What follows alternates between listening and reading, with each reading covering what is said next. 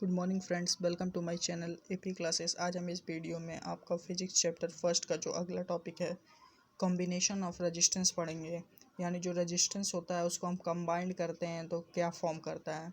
तो पहला, when two और more resistance connected end to end. जब दो रेजिस्टेंस को हम इंड टू इंड कनेक्ट करते हैं तो उसे हम क्या बोलते हैं, सीरीज रेजिस्टेंस। यानी जो रेजिस्टेंस कनेक्ट हो किसमें, सीरीज में है। अगला, व्हेन टू और more resistance are connected between the same two point. अगर हम किसी दो रेजिस्टेंस को उसके दोनों सेम पॉइंट से कनेक्ट करते हैं तो क्या होगा, पैरेलल रेजिस्टेंस। अब रेजिस्टेंस आता है सीरीज में। According to law of combination of resistance, अगर कोई भी कंबाइंड रेजिस्टेंस होता है, एनी नंबर ऑफ रेजिस्टेंस, अगर वो सीरीज में कनेक्टेड हो और जो उसका इक्वल सम हो वो किसके इक्वल हो, इंडिविजुअल रेजिस्टेंस को, तो क्या होगा, resistance are connected in series. अब हम क्या निकालेंगे, resultant resistance of two resistance connected in series.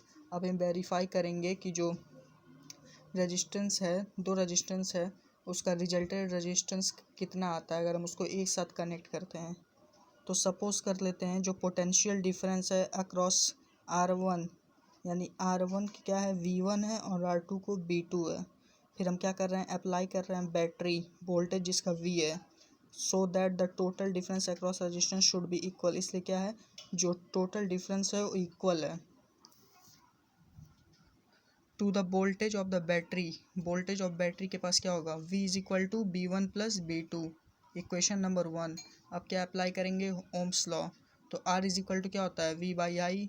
अब V को हम इधर लाएंगे तो इज इक्वल टू क्या हो जाएगा, I into R, equation second. अब जो क्या है, सेम करंट फ्लो कर रहा है बोथ द रेजिस्टेंस में, R1 और R2 में सेम करंट फ्लो कर रहा है। तो हम क्या करेंगे, अप्लाई करेंगे ओम्स लॉ दोनों रेजिस्टेंस में सेपरेटली। तो क्या होगा, V1 is equal to I1 into R1 और V2 is equal to I into R2। अब क्या करेंगे, V1 V2 और V3 के वैल्यू को क्या करेंगे, इक्वेशन 2 और थर्ड और फोर्थ में क्या करेंगे, पुट करेंगे। तो हम क्या पाएंगे, I into R is equal to I into R1 I into R2। I से आई कैंसिल हो जाएगा तो R इज इक्वल टू क्या होगा, R1 प्लस R2। अब आता है रेजिस्टेंस इन पैरेलल, यानी according to law of combination of, जो रेसिप्रोकल होगा कंबाइंड रेजिस्टेंस ऑफ रजिस्टर्स का, वो पैरेलल में कनेक्ट होगा तो किसकी इक्वल होगा, sum of reciprocal of all individual resistance. यानी जो रेसिप्रोकल होंगे इंडिविजुअल के रेजिस्टेंस के उसके इक्वल होगा।